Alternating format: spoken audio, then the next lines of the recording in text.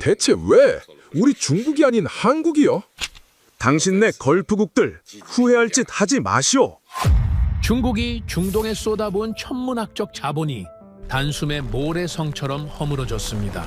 2026년 에너지 대전쟁의 시대, 진짜 승자는 칼을 든 자도 돈을 쥔 자도 아니었죠. 4월 8일 대한민국 국회 외통위 회의실 문이 열리는 순간 전 세계 정보국은 경악을 금치 못했습니다. GCC 걸프국 6개국 대사들이 패권국들을 외면한 채 한국 국회로 집결하는 헌정사상 초유의 사건이 벌어졌기 때문입니다. 중동 전체가 화염에 휩싸인 일촉즉발의 상황. 그들은 왜 세계 강대국들을 제쳐두고 오직 대한민국만을 선택한 것일까요? 중국이 수천조 원의 거대 자본을 쏟아붓고도 열지 못한 그들의 굳게 닫힌 문을 자원 하나 없는 대한민국은 어떻게 열어젖힌 것일까요? 그 회의실에서 오간 소름 돋는 그 비밀의 실체를 지금 공개합니다. 그 전에 잠깐 1초 만에 누를 수 있는 좋아요 버튼을 꾹 눌러주시면 영상 제작에 아주 큰 힘이 됩니다. 그럼 바로 시작하겠습니다. 힘으로 세상을 일궈온 남자가 처음으로 무릎을 꿇었습니다. 상대는 군사 강국도 아니었고 산유국도 아니었죠. 저는 세상을 움직이는 건 힘이라고 믿으며 평생을 살아왔습니다. 그런데 그 믿음이 무너지는 데는 단 하루면 충분했죠. 중동의 왕들이 중국을 외면했습니다. 그것도 동시에 6나라가 한꺼번에 말입니다. 제 이름은 장웨이핑입니다. 중국 국가에너지안보위원회에서 수석 전략 분석관으로 22년을 일해왔죠. 원유 수급 전략, 해상물류, 중동 에너지 외교가 제 전문 분야입니다. 칭화대에서 에너지공학 박사 학위를 받던 날, 저는 스스로에게 약속했습니다. 절대 틀리지 않겠다고. 그리고 22년 동안 그 약속을 지켜왔죠. 상부는 저를 믿었고 동료들은 저를 따랐습니다. 단 한 번도 틀린 적이 없다는 자부심, 그것이 저를 버티게 해준 전부였죠. 그 자부심이 산산이 부서지는 데는 보고서 한 장이면 충분했습니다. 그날 아침 회의실 문을 여는 순간부터 공기가 달랐습니다. 평소라면 서류를 넘기며 가볍게 잡담을 나누던 간부들이 그날만큼은 입을 닫고 있었죠. 눈빛이 달랐습니다. 무언가를 애써 누르고 있는 사람들의 눈빛이었죠. 저는 자리에 앉으며 속으로 상황을 정리했습니다. 이란이 호르무즈 해협을 봉쇄했습니다. 하루 2천만 배럴이 오가던 그 물길이 완전히 끊겼고 전 세계 원유 시장이 요동치고 있었죠. 중국이 수입하는 원유의 절반 가까이가 그 해협을 통과합니다. 위기라면 위기였습니다. 하지만 저는 흔들리지 않았죠. 이미 수백 번 시뮬레이션을 돌린 상황이었으니까요. 숫자는 언제나 답을 줍니다. 저는 그것을 믿었습니다. 브리핑이 시작되었습니다. 저는 차분하게 자료를 펼쳤죠. 현재 비축유 기준으로 90일치 공급이 가능합니다. 대체 루트를 병행하면 120일까지 버틸 수 있고 러시아 파이프라인 추가 협의도 진행 중이죠. 현재 상황은 충분히 통제 가능합니다. 위원장이 미간을 좁히며 물었습니다. 확신합니까? 장분석관? 예, 확신합니다. 망설임 없이 답했습니다. 회의실 분위기가 조금 가라앉는 듯했죠. 저는 속으로 생각했습니다. 역시 숫자다. 숫자 앞에서 사람들은 안정을 찾는다. 22년 동안 제가 배운 진리였죠. 그런데 브리핑이 끝나갈 무렵이었습니다. 뒤쪽에 앉아있던 정보 담당 부관이 조용히 손을 들었습니다. 목소리가 유난히 낮았죠. 보고 드릴 내용이 하나 더 있습니다. 저는 고개를 들었습니다. 걸프 6개국 대사가 전원 한국을 방문한 것이 외교 채널을 통해 교차 확인되었습니다. 회의실이 멈췄습니다. 저는 그 문장을 머릿속에서 천천히 다시 돌렸습니다. 걸프 6개국, 전원, 한국, 사우디아라비아, 아랍에미리트, 쿠웨이트, 카타르, 바레인, 오만. 중동 에너지 판도의 핵심을 쥐고 있는 6나라가 지금 이 봉쇄 위기 한가운데에 동시에 같은 방향으로 움직였다는 겁니다. 그것도 중국이 아닌 한국으로요. 저는 보고서를 받아들고 다시 한번 확인했습니다. 숫자는 바뀌지 않았죠. 순간 제 머릿속에서 뭔가가 빠르게 계산되기 시작했습니다. 호르무즈가 막힌 상황에서 중동 6개국이 움직였다. 우연이라고 하기엔 타이밍이 너무 정확하다. 이건 외교 일정이 아닐 수도 있다. 하지만 저는 그 생각을 즉시 눌렀습니다. 아직 데이터가 없다. 데이터 없이 판단하지 않는다. 전부입니까? 옆자리 간부의 목소리가 갈라져 있었습니다. 예, 전부 확인되었습니다. 술렁임이 퍼졌죠. 한쪽에서는 당황한 기색이 역력했고 다른 쪽에서는 서로 눈빛을 교환하며 의미를 가늠하고 있었습니다. 저는 그 표정들을 읽었죠.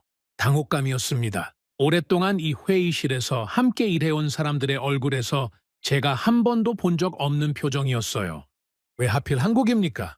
한 간부가 물었습니다. 저도 속으로 같은 걸 묻고 있었죠. 한국은 산유국이 아닙니다. 군사 강국도 아니고요. 정유 기술이 뛰어나고 산업 기반이 탄탄한 나라라는 건 알고 있습니다. 하지만 호르무즈가 막힌 이 상황에 중동 6나라가 한꺼번에 달려갈 이유가 한국에 있다는 겁니까? 한국이 우선 공급 대상이 됐다는 뜻 아닙니까? 이 봉쇄 상황에서요? 젊은 분석관 하나가 조심스럽게 말을 꺼냈습니다. 회의실이 잠시 조용해졌죠. 그 말의 무게를 모두가 느끼고 있었습니다. 저는 천천히 고개를 들었습니다. 근거가 있습니까? 아직 확정은 아닙니다만 방향이 그쪽으로 보입니다. 저는 자리에서 일어섰습니다. 확정되지 않은 정보를 가지고 결론을 내리는 건 이 자리에서 할 일이 아닙니다. 중국과 중동의 관계가 어떤지 여러분도 잘 알지 않습니까? 수십 년에 걸쳐 쌓아온 투자와 협력, 외교적 신뢰의 역사가 있죠. 6나라가 비슷한 시기에 움직인 것이 이례적이기는 하지만 그것 하나만으로 공급 구조의 변화를 논하는 것은 성급합니다. 하지만 장 분석관, 지금 이 타이밍이 심상치 않다는 건 인정하셔야 하지 않습니까? 호르무즈가 막힌 바로 지금 6나라가 동시에 한국으로 향했습니다. 이게 우연이라고 보십니까? 그 목소리는 젊고 날카로웠죠. 회의실이 다시 조용해졌습니다. 모두의 시선이 저를 향했습니다. 저는 그 시선들을 정면으로 받아내며 답했죠. 우연인지 아닌지는 데이터가 판단합니다. 지금 우리 앞에 있는 건 하나의 외교적 움직임일 뿐이죠. 그 이상도 이하도 아닙니다. 회의실이 정리되었습니다. 사람들은 수긍하는 표정을 지었죠. 하지만 제 가슴속은 달랐습니다. 회의실 문을 나서는 순간 저는 발걸음을 멈췄습니다. 아무도 없는 복도에 혼자 서서 다시 그 숫자를 떠올렸죠. 6나라, 동시에 한국으로 호르무즈가 막힌 바로 지금. 겉으로는 침착하게 정리했지만 속으로는 이미 뭔가가 어긋난 느낌이 들고 있었습니다. 22년 동안 수천 번의 위기를 분석해온 직감이 아주 낮은 목소리로 속삭이고 있었죠. 이건 단순한 외교 일정이 아닐 수도 있다. 저는 그 목소리를 다시 한번 눌렀습니다. 데이터가 증명하지 않은 것은 존재하지 않는 것과 같습니다. 22년 동안 저를 지켜온 원칙이었죠. 그런데 사무실로 돌아와 자리에 앉는 순간 두 번째 보고가 올라왔습니다. 봉투를 열었습니다. 한 줄이었죠. 걸프 측 실무진, 서울에서 한국 정유사와 긴급 협의 중 확인. 저는 그 문장을 3번 읽었습니다. 외교 대사만 움직인 게 아니었습니다. 실무진까지 내려왔다는 겁니다. 그것도 한국 정유사와 긴급 협의를요. 호르무즈가 막힌 이 순간에 제 손끝이 아주 미세하게 차가워지는 걸 느꼈습니다. 22년 동안 단 한 번도 느껴본 적 없는 감각이었죠. 저는 수화기를 들었습니다. 리 부관, 지금 당장 한국 정유 설비 현황 전부 뽑아오십시오. 생산 능력, 저장 용량, 수출 루트 전부 다입니다. 지금 바로 말씀이십니까? 지금 바로입니다. 전화를 끊고 저는 창밖을 바라봤습니다. 베이징의 하늘은 그날도 회색이었죠. 속으로 조용히 물었습니다. 왜 한국인가? 데이터를 기다리는 그 짧은 시간 동안 저는 처음으로 스스로가 무언가를 놓치고 있을지도 모른다는 생각을 했습니다. 22년 만에 처음이었죠. 그 생각이 머릿속에 들어온 순간 왠지 모를 불안감이 밀려왔습니다. 틀리면 안 됩니다. 저는 틀리는 사람이 아닙니다. 하지만 그날 밤 리 부관이 가져온 자료를 펼치는 순간 저는 굳어버렸습니다. 한국의 정유 설비 규모, 하루 처리 능력, 글로벌 공급망 연결 구조, 제가 알고 있던 숫자와 달랐습니다. 훨씬 달랐죠. 저는 그 자료를 덮었습니다. 다시 펼쳤습니다. 숫자는 여전히 그대로였죠. 그날 밤 저는 처음으로 잠을 이루지 못했습니다. 왜 한국인가? 그 질문이 그날 이후로 제 머릿속에서 떠나지 않았습니다. 그날 밤 제가 펼쳐놓은 자료는 아침이 돼도 치워지지 않았습니다. 저는 원래 밤에 일하지 않죠. 22년 동안 지켜온 원칙이었습니다. 퇴근하면 머릿속을 비웁니다. 감정도 비우죠. 다음 날 아침 새로운 눈으로 숫자를 보는 것이 제 방식이었습니다. 그런데 그날 밤은 달랐죠. 자료를 덮었다가 다시 펼치기를 몇 번이나 반복했는지 모릅니다. 창밖이 어둑하게 밝아올 때까지 저는 그 숫자들과 씨름하고 있었죠. 한국의 정유 설비 현황. 리부관이 밤새 긁어모은 자료였습니다. 울산, 여수, 인천, 대산. 한국에는 대형 정유 단지가 4곳 있습니다. 하루 원유 처리 능력은 330만 배럴에 달하죠. 저는 이 숫자를 보는 순간 멈췄습니다. 알고는 있었습니다. 하지만 이렇게 정리된 숫자로 마주하는 건 처음이었죠. 세계 6위 수준의 정제 능력입니다. 단순히 원유를 사서 쓰는 나라가 아니었어요. 원유를 받아서 가공하고 전 세계로 내보내는 나라였습니다. 항공유, 경유, 나프타, 윤활유.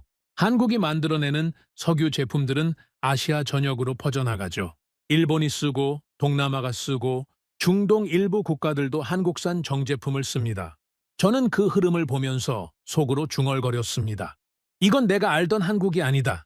저는 천천히 자료를 넘겼습니다. 한국 정유사들의 중동 관계 현황. 사우디아라비아 아람코는 S-오일의 최대 주주입니다. 아랍에미리트 국영 석유사는 한국 정유사들과 장기 공급 계약을 맺고 있죠. 쿠웨이트 역시 한국과의 정유 협력 역사가 20년이 넘습니다. 저는 그 숫자들을 하나씩 짚어가며 천천히 생각했습니다. 이건 단순한 거래 관계가 아니다. 이건 구조적으로 엮여있는 관계다. 중동이 한국에 투자하고 한국이 중동 원유를 정제해서 세계로 내보내는 구조였습니다. 서로가 서로를 필요로 하는 방식이었죠. 하지만 저는 즉시 고개를 저었습니다. 엮여있다고 해서 우선 공급 대상이 된다는 논리는 아직 성립하지 않습니다. 데이터가 더 필요했죠. 아침이 밝자마자 저는 리 부관을 불렀습니다. 호르무즈 봉쇄 이후 한국으로 향하는 원유 물동량 변화 추이, 지금 당장 뽑아오십시오. 그리고 중동 각국과 한국 사이의 방산협력 현황도 함께입니다. 리 부관이 잠깐 멈칫했습니다. 방산협력까지 말씀이십니까? 그건 에너지 분석 범위를 벗어나는 것 아닙니까? 저는 그를 똑바로 바라봤죠. 내가 요청한 자료를 가져오면 됩니다. 그는 더 묻지 않았습니다. 저도 더 설명하지 않았죠. 하지만 속으로는 이미 어떤 그림이 그려지고 있었습니다. 중동 국가들이 한국을 선택하는 데는 에너지만이 이유가 아닐 수도 있다는 생각이었어요. 그 생각을 확인하고 싶었습니다. 틀렸다는 걸 확인하고 싶었는지, 맞았다는 걸 확인하고 싶었는지는 저도 몰랐죠. 1시간 뒤, 리 부관이 두툼한 파일을 들고 들어왔습니다. 저는 첫 장을 펼쳤습니다. 봉쇄 이후 물동량 변화 추이. 그래프가 하나 있었습니다. 아직 전체적인 물동량이 크게 움직인 건 아니었습니다. 하지만 방향은 보였죠. 한국으로 향하는 흐름이 다른 나라들보다 빠르게 안정되고 있었습니다. 다른 나라들이 대체 루트를 찾아 우왕좌왕하는 사이, 한국은 이미 움직이고 있었다는 겁니다. 저는 그 항목을 한참 들여다봤죠. 리 부관, 이 우회 루트, 다른 나라들도 사용하고 있습니까? 일부는 사용하고 있습니다만 한국 물량이 눈에 띄게 안정적으로 유지되고 있는 건 맞습니다. 한국으로 들어오는 원유, 지금 어느 루트입니까? 아랍에미리트와 사우디 물량이 계속 들어오고 있습니다. 아랍에미리트는 자체 송유관이 있습니다. 호르무즈를 우회해서 오만만으로 직접 연결되는 루트죠. 사우디도 홍해 쪽 우회 경로를 일부 가동하고 있는 것으로 보입니다. 저는 잠시 말이 없었습니다. 그 우회 루트가 한국에 우선적으로 열려 있다는 겁니까? 수치상으로는 그렇게 보입니다. 저는 그를 돌려보내고 다시 자료를 펼쳤습니다. 그리고 다음 장을 넘겼죠. 방산협력 현황. 폴란드의 K2 전차와 K9 자주포를 수출했습니다. 아랍에미리트의 천궁방공 시스템을 수출했죠. 사우디아라비아와는 방산협력 논의가 진행 중이었습니다. 저는 그 항목들을 하나씩 읽어 내려가면서 입술이 조금씩 굳어지는 걸 느꼈죠. 한국은 무기를 팔면서 관계를 만들었습니다. 에너지를 사면서 신뢰를 쌓았죠. 위기 때마다 공급망을 유지하면서 파트너십을 증명했습니다. 이건 거래가 아니었습니다. 구조였죠. 저는 파일을 덮었습니다. 잠시 눈을 감았죠. 중국은 중동에 얼마나 투자했습니까? 어마어마한 규모입니다. 인프라를 깔았고 자금을 댔고 외교적 지원을 아끼지 않았죠. 그 힘으로 중동을 묶어두고 있다고 생각했습니다. 그런데 막상 위기가 터지자 그들이 향한 곳은 한국이었어요. 돈과 힘이 아닌 다른 무언가가 그 선택을 만들었다는 겁니다. 저는 그게 무엇인지 아직 정확히 말할 수 없었습니다. 하지만 확인해야 했죠. 직접 저는 수화기를 들었습니다. 걸프 지역 외교 라인을 통해 연결할 수 있는 고위 인사가 있었습니다. 카타르 에너지부 전략기획국장 알만수리. 10년 전 국제 에너지 포럼에서 처음 만난 이후 몇 차례 공식 석상에서 얼굴을 마주한 인물이었죠. 직접적인 친분은 아니었지만 채널은 열려 있었습니다. 저는 비공식 라인을 통해 연결을 요청했죠. 2시간 뒤 전화가 걸려왔습니다. 장 분석관, 오랜만입니다. 목소리는 차분했습니다. 지나치게 차분했죠. 알만수리 국장, 바쁜 시간 내주셔서 감사합니다. 짧게 여쭤보겠습니다. 이번 귀국을 포함한 걸프 6개국의 한국 방문, 그 목적이 무엇입니까? 짧은 침묵이 흘렀습니다. 외교적 협력 논의입니다. 특별한 것은 없어요. 저는 다시 물었습니다. 봉쇄 상황이 진행 중인 지금 이 시점에 6나라가 동시에 같은 목적지를 선택했습니다. 단순한 외교 일정이라고 보기에는 타이밍이 너무 정확하지 않습니까? 타이밍은 우연입니다. 우연이라는 말씀을 믿기 어렵습니다.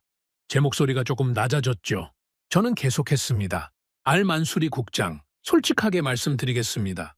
중국과 걸프 지역의 관계가 어떤지 국장님도 잘 아십니다. 우리가 그 관계에 대해 얼마나 공을 들여왔는지도 아시죠. 지금 이 상황에서 중국을 향한 소통 없이 이런 움직임이 있다는 건 우리로서는 납득하기 어려운 부분이 있습니다. 말하고 나서 저는 잠시 기다렸습니다. 상대방이 그 무게를 느끼기를 바랐죠. 10년 전의 알만술이라면 이 지점에서 조금은 물러섰을 겁니다. 하지만 그날의 그는 달랐습니다. 장 분석관, 각국은 각자의 이익에 따라 움직이죠. 그건 중국도 마찬가지 아닙니까? 저는 순간 말문이 막혔습니다. 틀린 말이 아니었으니까요. 하지만 그 말이 이쪽에서 나왔다는 사실이 불편했죠. 이번 결정은 이미 내려진 사안입니다. 장 분석관, 그 문장이었습니다. 이미 결정된 사안. 저는 그 단어를 머릿속에서 천천히 씹었습니다. 협의 중이 아닙니다. 논의 중이 아니었죠. 이미 결정됐다는 겁니다. 우리에게 물어보지도 않고 우리를 고려하지도 않고 저는 더 이상 압박하지 않았습니다. 더 밀어붙이는 것이 오히려 우리의 불안을 드러내는 일이 될 것 같았으니까요. 잘 알겠습니다. 좋은 논의 되시길 바랍니다. 전화를 끊었습니다. 저는 한동안 수화기를 내려놓지 않았습니다. 통화가 끊긴 뒤에도 그 마지막 문장이 귓속에 맴돌았죠. 이미 결정된 사안입니다. 10년치기라고 할 수는 없지만 그래도 관계가 있는 인물이었습니다. 그런 사람이 이렇게 단호하게 선을 그었다는 건 그 결정이 단순히 실무적인 수준이 아니라는 뜻이었죠. 윗선에서 내려온 결정이라는 뜻이었습니다. 저는 자리에서 일어나 창가로 걸어갔습니다. 베이징 도심이 내려다 보였죠. 수천만 명이 움직이는 이 도시에서 지금 이 순간 에너지 공급에 이상이 생긴다면 어떻게 될 것인지 저는 너무나 잘 알고 있었습니다. 공장이 멈추고 물류가 끊기고 사람들이 불안해하기 시작하겠죠. 그래서 저는 22년 동안 그 일이 절대 일어나지 않도록 모든 시나리오를 계산해 왔습니다. 그리고 단 한 번도 허를 찔린 적이 없었죠. 그런데 지금 처음으로 제가 계산하지 못한 변수가 등장한 것 같은 느낌이 들었습니다. 저는 속으로 스스로에게 물었습니다. 한국이 왜입니까? 돈도 아닙니다. 힘도 아니죠. 그렇다면 대체 무엇입니까? 그 질문에 아직 답을 갖지 못한 채 저는 다시 책상으로 돌아와 자료를 펼쳤습니다. 처음부터 다시 봐야 했죠. 제가 놓친 무언가가 반드시 있을 것이었습니다. 데이터는 거짓말을 하지 않습니다. 숫자 어딘가에 답이 있을 것이었죠. 하지만 그날 저는 아직 그 답이 제 예상과 전혀 다른 방향에 있다는 걸 알지 못했습니다. 저는 원래 직감을 믿지 않습니다. 22년 동안 에너지 전략 분석을 해오면서 제가 배운 것은 단 하나였죠. 숫자만 믿으라는 것이었습니다. 직감은 감정에서 나오고 감정은 판단을 흐리죠. 데이터가 말하지 않은 것은 존재하지 않는 것과 같습니다. 저는 그 원칙을 한 번도 어긴 적이 없었죠. 그런데 알만수리와의 통화가 끝난 그날 밤부터 이상하게도 데이터보다 머릿속에서 맴도는 그 한 문장이 더 신경 쓰였습니다. 이미 결정된 사안입니다. 저는 그것이 단순한 외교적 수사라고 스스로를 설득하려 했습니다. 협상 테이블에서 우위를 점하려는 상대방의 표현 방식일 뿐이라고요. 하지만 잠을 자려 누울 때마다 그 목소리가 다시 들렸죠. 지나치게 차분했습니다. 설명하려 하지 않았죠. 변명하지도 않았습니다. 그냥 사실을 전달하듯이 말했어요. 그 태도가 저를 불편하게 했습니다. 다음 날 아침, 저는 일찍 출근했습니다. 책상 위에 간밤에 리 부관이 추가로 올려놓은 자료가 있었죠. 저는 커피도 마시지 않고 바로 펼쳤습니다. 호르무즈 봉쇄 이후 주요 국가별 에너지 수급 대응 현황. 페이지를 넘기며 저는 각국의 움직임을 하나씩 확인했습니다. 일본은 비축유를 풀기 시작했죠. 유럽은 노르웨이와 미국산 원유 수입을 급격히 늘리고 있었습니다. 인도는 러시아 루트를 확대하는 방향으로 움직였죠. 그런데 한국 항목에서 저는 손이 멈췄습니다. 한국은 비축유를 풀지 않았습니다. 러시아 루트를 확대하지도 않았죠. 그렇다고 수급에 차질이 생겼다는 보고도 없었습니다. 숫자가 안정적이었어요. 다른 나라들이 뛰어다니는 동안 한국만 조용했습니다. 저는 그 항목을 한참 들여다봤죠. 조용하다는 것이 두 가지 의미를 가질 수 있습니다. 준비가 돼 있거나 아니면 아직 타격이 오지 않은 것이거나요. 저는 후자일 가능성을 먼저 검토했습니다. 한국도 결국 중동 의존도가 높은 나라입니다. 봉쇄가 길어지면 타격이 오는 건 시간 문제라고 생각했죠. 하지만 수치를 더 들여다볼수록 그 가능성은 희박해졌습니다. 한국으로 향하는 원유 물동량이 줄어든 게 아니었어요. 오히려 유지되고 있었습니다. 다른 루트를 통해 안정적으로 들어오고 있다는 뜻이었죠. 저는 리 부관을 불렀습니다. 한국으로 들어오는 원유, 지금 어느 루트로 얼마나 들어오고 있습니까? 리 부관이 자료를 확인하며 답했습니다. 아랍에미리트와 사우디 물량이 계속 들어오고 있습니다. 아랍에미리트 자체 송유관이 호르무즈를 완전히 우회하고 있고요. 사우디도 홍해 쪽 우회 경로를 가동하고 있습니다. 그런데 이상한 건 그 우회 루트 물량이 한국 쪽으로 상당히 집중되고 있다는 겁니다. 집중되고 있다는 게 어느 정도입니까? 다른 주요 수입국들과 비교했을 때 한국 배분 비율이 눈에 띄게 높습니다. 단순히 계약 물량대로 흘러가는 게 아니라 의도적으로 조정된 흔적이 보입니다. 저는 잠시 말이 없었습니다. 의도적으로 조정됐다는 말이 머릿속에서 맴돌았죠. 시장 논리라면 돈을 더 많이 내는 쪽으로 물량이 몰려야 합니다. 하지만 그게 아니라는 겁니다. 저는 그를 돌려보내고 혼자 자료를 펼쳐놓았습니다. 그날 오후 내부 분석팀 회의가 잡혀 있었습니다.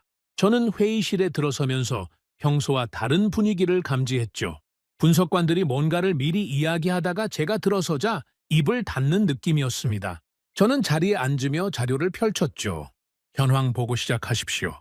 선임 분석관 천이 먼저 입을 열었습니다. 봉쇄 이후 물동량 변화를 분석했습니다. 전반적인 흐름은 예상 범위 안에 있습니다만 한 가지 이상한 점이 있습니다. 말해보십시오. 한국으로 향하는 공급 우선순위가 높아진 정황이 여러 채널에서 동시에 포착되고 있습니다. 단순한 시장 흐름이 아니라 산유국 측에서 의도적으로 배분을 조정하고 있는 것으로 보이죠. 회의실이 조용해졌습니다.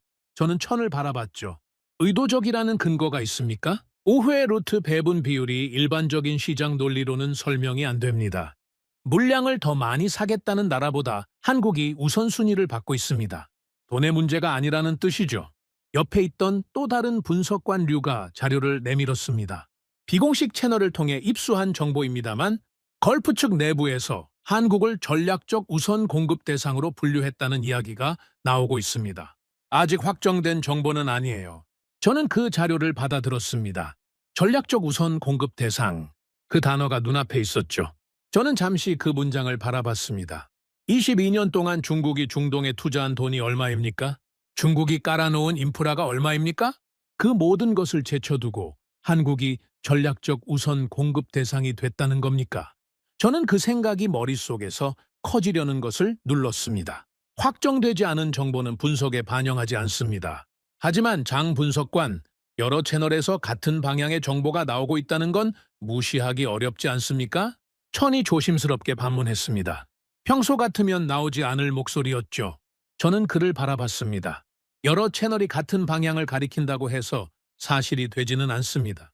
시장에는 언제나 노이즈가 있죠. 하나의 루머가 여러 채널을 통해 증폭되는 경우가 얼마나 많은지 알고 있지 않습니까? 확정된 데이터가 나오면 그때 판단합니다. 회의실이 다시 조용해졌습니다. 그런데 류가 손을 들었습니다. 추가로 보고드릴 내용이 있습니다. 저는 고개를 끄덕였죠. 한국 방산 수출 현황을 추가로 분석했습니다. 최근 몇 년 사이 중동 국가들에 대한 한국의 방산 수출 규모가 급격히 늘었습니다. 단순히 무기를 파는 게 아니라 현지 운용 인력 교육, 유지보수 협력까지 포함된 장기 패키지 형태입니다. 이건 일반적인 무기 거래와 다르죠? 신뢰관계를 만들어가는 방식입니다.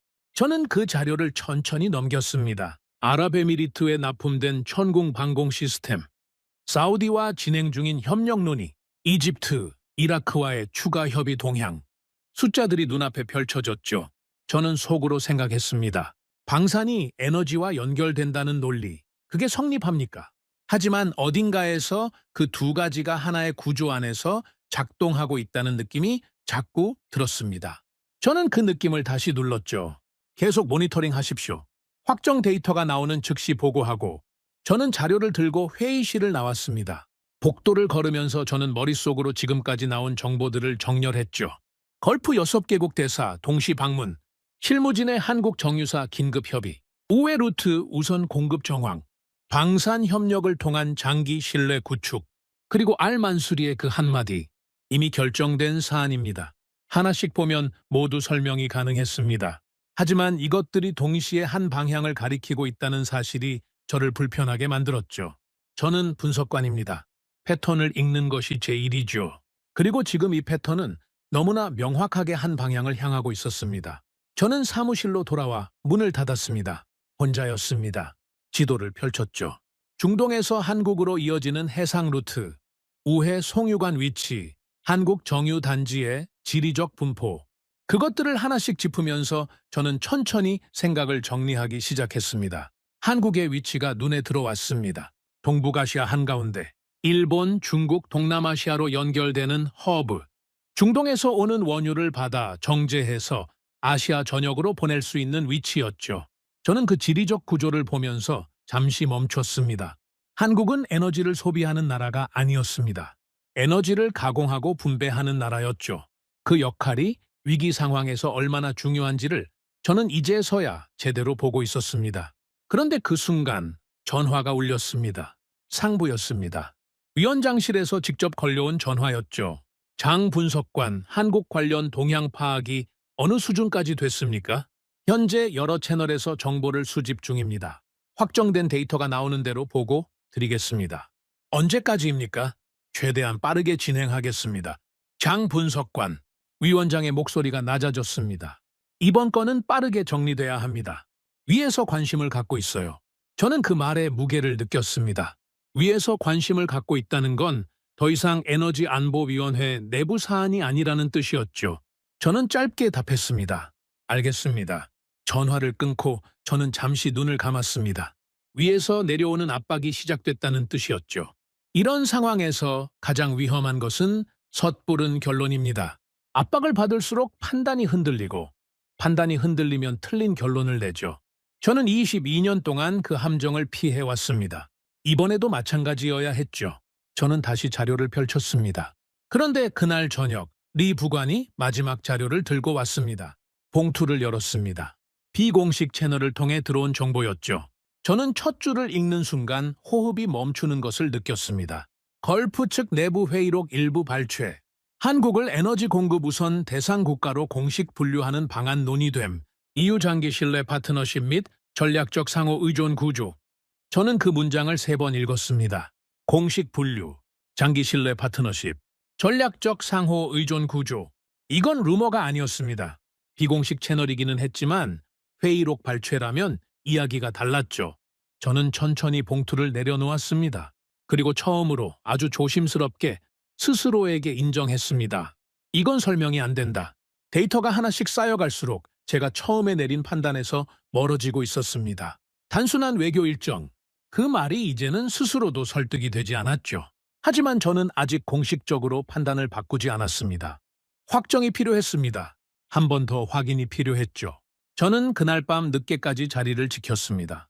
자료들을 다시 처음부터 펼쳐놓고 하나씩 다시 읽었죠. 걸프 6개국 대사 동시 방문, 실무진 긴급 협의, 우회 루트 우선 공급, 방산 장기 협력, 전략적 우선 공급 대상 분류 논의. 이것들을 하나의 선으로 연결해보면 그림이 나왔습니다. 너무나 선명하게요. 하지만 저는 그 선을 아직 긋지 않았습니다. 22년 동안 저를 지켜온 원칙이 있었으니까요. 확정되지 않은 것은 말하지 않는다. 그리고 그 원칙이 지금 이 순간만큼은 저 자신을 보호하는 것인지 아니면 진실에서 눈을 돌리게 만드는 것인지 저는 알 수 없었습니다. 창밖은 이미 깊은 밤이었습니다. 베이징은 조용했죠. 하지만 제 머릿속은 그 어느 때보다 시끄러웠습니다. 저는 그날 밤 결국 사무실에서 잠이 들었습니다. 책상 위에 자료를 펼쳐놓은 채로 의자에 앉은 그대로였죠. 얼마나 잤는지 모릅니다. 눈을 뜨니 창밖이 밝아오고 있었고 목이 뻣뻣했죠. 저는 자리에서 일어나 기지개를 켜며 책상 위의 자료들을 바라봤습니다. 간밤에 제가 연결하려 했던 선들이 거기 그대로 있었죠. 잠을 자고 나서 다시 보면 다르게 보일 것이라 생각했습니다. 하지만 달라지지 않았죠. 오히려 더 선명했습니다. 저는 세수를 하고 커피를 한 잔 마셨습니다. 그리고 다시 자료 앞에 앉았죠. 아직 확정이 아닙니다. 저는 스스로에게 되뇌었습니다. 비공식 채널의 회의록 발췌 하나만으로 결론을 내릴 수는 없죠. 추가 검증이 필요합니다. 저는 그날 아침 일찍 리 부관에게 3가지를 지시했습니다. 첫째, 그 회의록의 출처를 추가 확인할 것. 둘째, 다른 경로를 통해 같은 내용이 확인되는지 교차 검증할 것. 셋째, 호르무즈 봉쇄 이후 한국의 실제 수급 안정 지수를 다른 나라들과 비교 정리할 것이었죠. 리 부관이 나가고 저는 혼자 남았습니다. 커피를 마시며 지금까지의 흐름을 다시 정리했죠. 그런데 그때였습니다. 문이 열렸습니다. 비서가 고개를 내밀었죠. 장 분석관님, 위원장실에서 지금 당장 오시라고 합니다. 지금 당장 그 단어의 무게가 달랐습니다. 저는 자료를 덮고 자리에서 일어났죠. 위원장실로 향하는 복도가 그날따라 유난히 길게 느껴졌습니다. 저는 걸으면서 머릿속으로 빠르게 정리했죠. 위원장이 무엇을 물을지, 제가 무엇을 답해야 할지 아직 확정된 데이터가 없습니다. 흔들리지 않습니다. 원칙대로 답합니다. 위원장실 문을 여는 순간 저는 멈칫했습니다. 위원장만 있을 것이라 생각했죠. 하지만 그 자리에는 3명이 더 있었습니다. 국가안전부 에너지정보국 국장, 중앙위원회 전략자원 담당 부위원장, 그리고 제가 이름만 알고 있는 상층부 인물 하나였죠. 저는 순간 이 자리의 무게를 직감했습니다. 이건 단순한 보고 자리가 아니었어요. 앉으십시오, 장 분석관. 위원장이 말했습니다. 목소리가 평소보다 낮았죠. 저는 자리에 앉았습니다. 잠시 침묵이 흘렀죠. 국장이 먼저 입을 열었습니다. 걸프 6개국 동향에 대해 보고를 받았습니다. 장 분석관은 현재 단순한 외교 일정으로 판단하고 있다고 들었는데 지금도 그 판단을 유지하고 있습니까? 저는 그 질문의 뉘앙스를 읽었습니다. 단순히 판단을 묻는 게 아니었죠. 그 판단이 틀렸을 수도 있지 않느냐고 묻는 것이었습니다. 저는 침착하게 답했죠. 현재 추가 정보를 수집하고 있습니다. 확정된 데이터가 나오는 대로 판단을 업데이트할 것입니다. 추가 정보라고요. 국장이 파일 하나를 테이블 위에 내려놓았습니다. 이건 우리 쪽에서 별도로 입수한 자료입니다. 장 분석관도 봤으면 하죠. 저는 파일을 집어들었습니다. 첫 장을 여는 순간 저는 속으로 숨을 들이켰죠. 제가 간밤에 받은 비공식 채널 자료와 방향이 같았습니다. 하지만 이건 달랐어요. 더 구체적이었고 출처가 달랐죠. 걸프 측 고위급 비공개 발언, 녹취 요약, 한국을 에너지 공급 우선 파트너로 공식화하는 방향으로 내부 합의가 이루어지고 있다는 내용이었습니다. 그것도 복수의 국가에서 동시에요. 저는 파일을 천천히 닫았습니다. 이 자료의 신뢰도는 어느 수준입니까? 충분히 신뢰할 수 있는 경로입니다. 부위원장이 말했죠. 그리고 잠시 저를 바라보다가 덧붙였습니다. 장 분석관, 솔직하게 묻겠습니다. 당신의 기존 판단이 맞습니까? 아니면 틀렸습니까? 회의실이 조용해졌습니다. 저는 그 질문을 정면으로 받아냈죠. 22년 동안 이런 질문을 받아본 적이 없었습니다. 단 한 번도요. 저는 항상 먼저 답을 내놓는 사람이었습니다. 그런데 지금 이 자리에서 저는 처음으로 즉각적인 답이 나오지 않는 것을 느꼈죠. 변수가 존재합니다. 저는 천천히 말했습니다. 아직 전체 그림이 확정되지 않았습니다만 당초 판단에서 추가로 검토해야 할 요소들이 나오고 있는 건 사실입니다. 부위원장이 고개를 끄덕였습니다. 그런데 그 끄덕임이 납득의 끄덕임이 아니었죠. 확인의 끄덕임이었습니다. 이미 알고 있었다는 표정이었어요. 빠르게 정리해 주십시오. 장 분석관, 이 사안은 이제 위원회 내부 문제가 아닙니다. 저는 자리에서 일어났습니다. 위원장실을 나오면서 저는 처음으로 제 등에 땀이 차 있다는 것을 느꼈죠. 복도를 걸으면서 방금 일어난 일을 정리했습니다. 상부가 직접 개입했습니다. 그리고 제 판단에 의문을 제기했죠. 22년 동안 단 한 번도 없던 일이었습니다. 저는 발걸음을 빠르게 했죠. 사무실로 돌아오자마자 분석팀 전원을 소집했습니다. 지금부터 한국 관련 모든 데이터를 처음부터 다시 검증합니다. 기존 시뮬레이션 모델 전부 열어놓고 실제 수치와 대조하십시오. 오늘 안으로 끝냅니다. 천이 손을 들었습니다. 기존 모델을 전부 재검증한다는 건 그 모델에 오류가 있을 수 있다는 전제입니까? 전제가 아닙니다. 확인이죠. 저는 짧게 잘랐습니다. 팀원들이 움직이기 시작했습니다. 저도 자리에 앉아 직접 수치를 들여다봤죠. 그날 오후 내내 분석실은 무거운 침묵 속에서 돌아갔습니다. 키보드 소리와 서류 넘기는 소리만 들렸죠. 저는 그 사이에서 수치 하나하나를 짚어나갔습니다. 그런데 2시간쯤 지났을 때 류가 자리에서 일어나 제 쪽으로 걸어왔습니다. 장 분석관님, 잠깐 보시겠습니까? 류가 노트북 화면을 내밀었죠. 그래프 하나가 있었습니다. 봉쇄 이후 주요 국가들의 에너지 수급 안정지수 비교였죠. 저는 그 그래프를 보는 순간 손끝이 차가워지는 것을 느꼈습니다. 다른 나라들의 수급 안정지수는 봉쇄 이후 일제히 떨어지고 있었습니다. 일본이 떨어졌습니다. 인도가 떨어졌죠. 유럽 일부 국가들도 마찬가지였습니다. 그런데 한국만 달랐어요. 수치가 유지되고 있었습니다. 떨어지지 않았죠. 오히려 아주 미세하게 올라가 있었습니다. 저는 그 그래프를 한동안 바라봤습니다. 이 수치 다시 한번 확인했습니까? 3번 확인했습니다. 저는 류를 바라봤죠. 그는 시선을 피하지 않았습니다. 저는 다시 화면을 봤죠. 숫자는 바뀌지 않았습니다. 그때 천이 다른 자료를 들고 왔습니다. 장 분석관님, 이것도 보셔야 할 것 같습니다. 기존 시뮬레이션 모델과 실제 수치를 대조했는데 한국 관련 부분에서 편차가 큽니다. 편차가 어느 방향입니까? 저희 모델이 한국의 영향력을 과소평가하고 있는 방향입니다. 실제 수치가 모델 예측보다 훨씬 안정적으로 나오고 있죠. 저는 그 자료를 받아들었습니다. 모델이 틀렸다는 겁니다. 제가 22년 동안 신뢰해온 모델이 한국에 대해서만큼은 틀린 숫자를 내놓고 있었다는 겁니다. 저는 잠시 말이 없었죠. 원인이 뭡니까? 아직 분석 중입니다만 초기 설계 단계에서 한국의 정유 역할과 공급망, 내 위치를 단순 소비국 기준으로 분류한 것이 문제로 보입니다. 실제로는 공급망의 중간 가공 허브 역할을 하고 있는데 그 부분이 모델에 반영이 안 된 거죠. 단순 소비국 기준으로 분류했다. 저는 그 말이 가슴 한가운데에 꽂히는 것을 느꼈습니다. 그 분류를 처음 만든 사람이 누구인지 저는 알고 있었죠. 저였습니다. 10년 전 제가 설계한 분석 모델이었어요. 한국을 에너지 공급망에서 단순히 원유를 구입하는 국가로 분류했습니다. 당시 그 분류가 틀렸다고 생각한 사람은 없었죠. 저 자신도 포함해서요. 저는 천천히 자료를 내려놓았습니다. 오늘 작업 계속하십시오.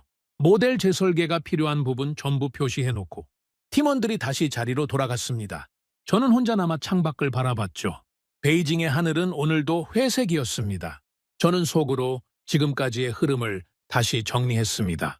기존 판단에 대한 상부의 의문 제기, 외부 채널에서 들어온 복수의 정보가 같은 방향을 가리키고 있다는 것, 그리고 지금 막 확인된 것, 우리의 분석 모델 자체가 한국을 잘못 분류하고 있었다는 것이었죠. 이 3가지가 동시에 쌓였습니다.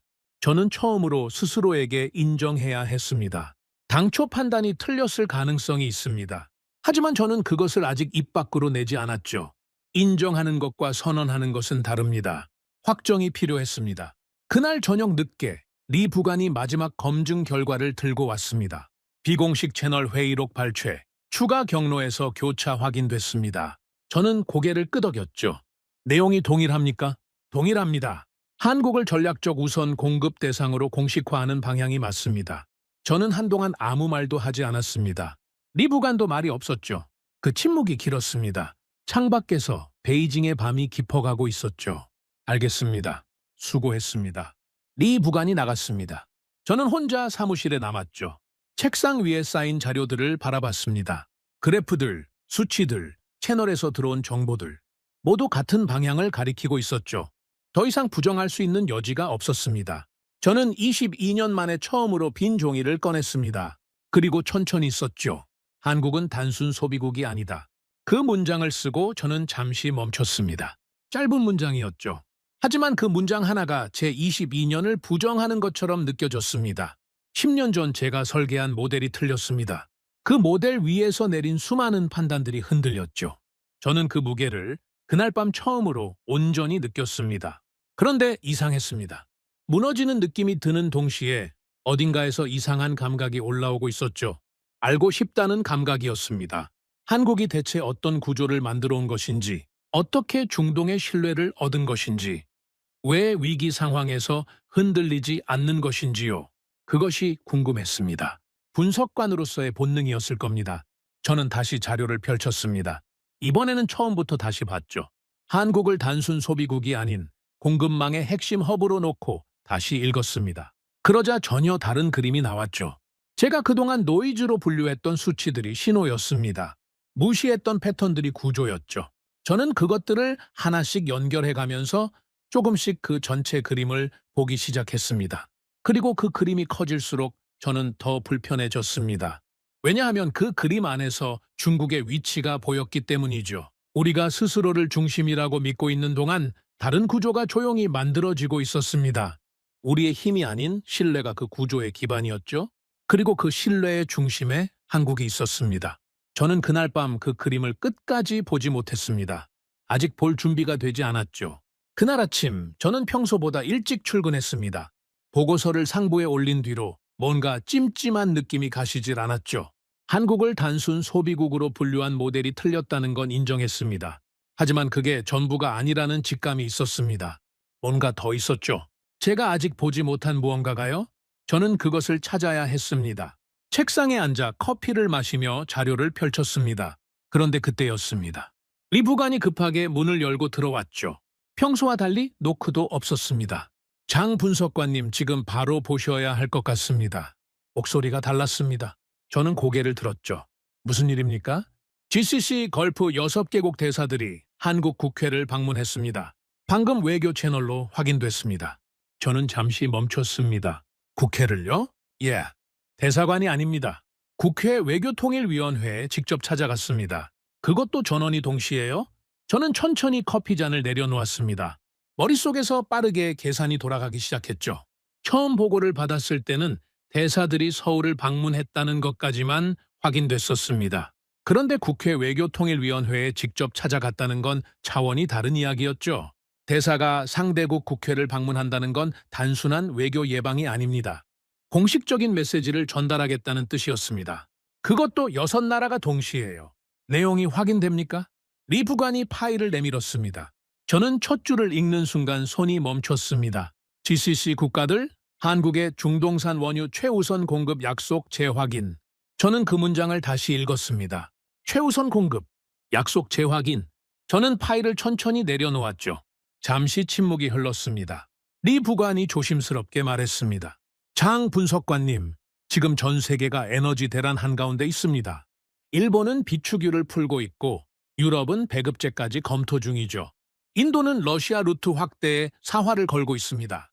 그런데 걸프 6개국이 한국 국회에 직접 찾아가서 최우선 공급을 약속했습니다. 저는 아무 말도 하지 않았습니다. 한국도 우리와 마찬가지로 원유 70%가 호르무즈를 통과하는 나라입니다. 지금 엄청난 타격을 받고 있죠. 코스피가 7% 이상 폭락했고 정부가 긴급 대응 회의를 연달아 열고 있습니다. 그런데 왜 하필 한국입니까? 그 질문이 회의실 안에 조용히 떠 있었습니다. 저는 그 질문을 정면으로 받아내며 속으로 생각했습니다. 한국도 힘들다. 우리와 똑같이 호르무즈에 묶인 나라다. 그런데 걸프 6개국이 한국 국회까지 찾아가서 최우선을 약속했다. 중국한테는 아무 연락이 없었죠. 그 사실이 가슴 한가운데로 천천히 내려앉았습니다. 일단 나가 있으십시오. 리 부관이 나갔습니다. 저는 혼자 남았죠. 저는 자리에서 일어나 창가로 걸어갔습니다. 베이징의 아침이 회색빛으로 깔려 있었죠. 저는 그 하늘을 바라보면서 천천히 생각을 정리했습니다. 지금까지 제가 추적해온 것들을 다시 처음부터 놓고 봤습니다. 처음에 걸프 6개국 대사들이 서울을 방문했다는 보고가 올라왔을 때 저는 단순한 외교 일정이라고 했습니다.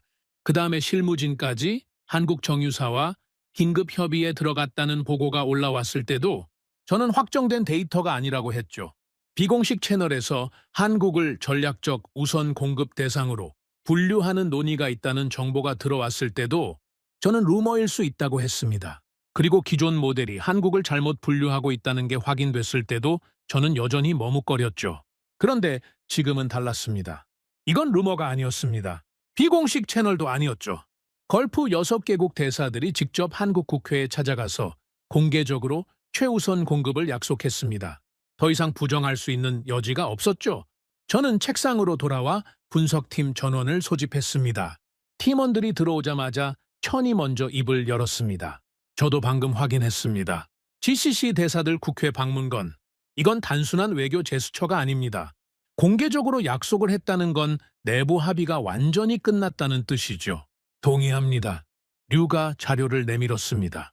한국 상황을 다시 정리했습니다. 지금 한국도 원유 수급에 엄청난 압박을 받고 있습니다. 나프타 수급 차질로 석유화학 산업 전반이 흔들리고 있죠. 쓰레기 봉투 사재기까지 벌어지는 등 일상생활까지 흔들리고 있습니다. 한국 정부가 17개국을 상대로 원유 대체 도입에 총력을 기울이고 있는 상황이죠. 저는 그 자료를 받아들었습니다. 그런데 GCC가 그 한국의 최우선 공급을 약속했다는 겁니까? 예, 맞습니다. 회의실이 조용해졌습니다. 저는 천천히 자료를 내려놓았죠. 천이 조심스럽게 말했습니다. 장 분석관님, 이건 우리가 처음부터 잘못 본 겁니다. 한국이 에너지 안보에 취약한 나라라는 건 맞습니다. 하지만 그 취약한 나라를 걸프 6개국이 최우선으로 보호하겠다고 나선 거죠. 그 이유가 뭔지를 우리가 아직 제대로 이해하지 못하고 있는 겁니다. 저는 그 말을 듣고 한동안 아무 말도 하지 않았습니다. 이유, 그게 핵심이었습니다. 한국이 힘들다는 건 알고 있었습니다. 걸프 6개국이 한국을 선택했다는 것도 이제는 부정할 수 없었죠. 하지만 왜인지를 저는 아직 제대로 설명할 수 없었습니다. 그리고 그 이유를 모른다는 사실이 22년 경력의 저를 처음으로 진짜 불안하게 만들었죠. 오늘 안으로 이유를 찾겠습니다. 전부 달려드십시오.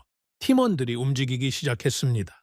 그날 오후 내내 분석실은 팽팽한 긴장감 속에서 돌아갔죠. 저는 자료들을 하나씩 다시 들여다봤습니다. 한국과 중동의 관계를 처음부터 다시 추적했습니다. 1970년대 오일 쇼크 이후 한국이 중동과 맺어온 관계의 역사, 건설붐 시대의 수십만 명의 한국 근로자들이 중동 땅에서 함께 일했던 시간들, 그 뜨거운 사막에서 함께 땀을 흘렸던 시간이 지금도 양측 모두의 기억 속에 살아있다는 사실, 그 이후로 이어진 에너지 협력, 건설 협력, 방산 협력의 흐름까지요. 저는 그것들을 하나씩 짚어가면서 뭔가 다른 차원의 그림이 보이기 시작하는 것을 느꼈습니다. 중국이 중동에 본격적으로 진출하기 시작한 건 2000년대 이후의 일이었습니다. 규모는 어마어마했지만 역사는 짧았죠. 한국은 달랐습니다. 1970년대부터 50년 가까이 중동과 함께 해온 나라였습니다. 화려하지 않았지만 깊었죠. 돈으로 쌓은 관계가 아니었습니다. 사람과 사람이 함께 일하면서 만들어온 관계였습니다. 그 차이가 얼마나 큰 것인지를 저는 이제서야 실감하고 있었죠. 그런데 오후 늦게 류가 자료 하나를 들고 왔습니다. 장 분석관님, 오늘 GCC 대사들이 한국 국회에서 한 발언 전문이 들어왔습니다. 저는 자료를 받아들었습니다. 천천히 읽어 내려갔죠. 중간쯤 읽다가 저는 손이 멈췄습니다. 한 대사의 발언이었습니다. 개전 직후 GCC 국가에 체류 중이던 한국 국민들을 안전하게 이동시키는데 협조했다. 전쟁 중에도 GCC 국가들은 한국 기업과 한국 국민의 안전을 각별히 챙겼다. 그리고 한국도 마찬가지였다. 저는 그 문장을 3번 읽었습니다. 전쟁 중에도, 그리고 한국도 마찬가지였다. 이건 단순한 에너지 협력 이야기가 아니었습니다. 전쟁이 터진 그 순간에도 서로를 챙겼다는 이야기였죠. 위기의 순간에 보여준 태도. 한국은 중동에 1만 명이 넘는 자국민이 체류하고 있는 상황에서도 GCC 국가들과 긴밀하게 협력했습니다. 그리고 GCC 국가들도 그 한국 국민들을 끝까지 챙겼죠. 저는 발언록을 덮고 잠시 눈을 감았습니다. 전쟁이 터지면 누가 진짜 편인지가 드러납니다. 말이 아니라 행동으로요. 한국은 그 순간에 GCC 국가들 곁에 있었습니다. 조용히 드러내지 않고 그냥 곁에 있었죠. 그리고 GCC는 그것을 기억하고 있었습니다. 지금 이 최우선 공급 약속이 그 기억에서 나온 것이었죠. 저는 자료를 내려놓았습니다. 속으로 조용히 중얼거렸습니다. 이건 거래가 아니었다. 중국은 중동에 수십 년 동안 어마어마한 돈을 쏟아부었습니다. 인프라를 깔았고 자원을 샀고 외교적 영향력을 행사했죠. 하지만 전쟁이 터진 그 순간 우리가 한 것이 무엇입니까? 저는 그 질문 앞에서 선뜻 답을 내놓을 수가 없었습니다. 한국은 달랐습니다. 1970년대부터 함께 땀을 흘렸고 전쟁 중에도 서로를 챙겼고 위기가 터지자 GCC가 먼저 한국 국회 문을 두드렸습니다. 돈으로 살 수 없는 것이었죠. 힘으로 만들 수 없는 것이었습니다. 오직 시간과 진심으로만 쌓을 수 있는 것이었죠. 저는 빈 종이를 꺼냈습니다. 그리고 천천히 썼죠. 중국은 돈으로 관계를 샀다. 한국은 신뢰로 관계를 만들었다. 그 문장을 쓰고 저는 오랫동안 그것을 바라봤습니다.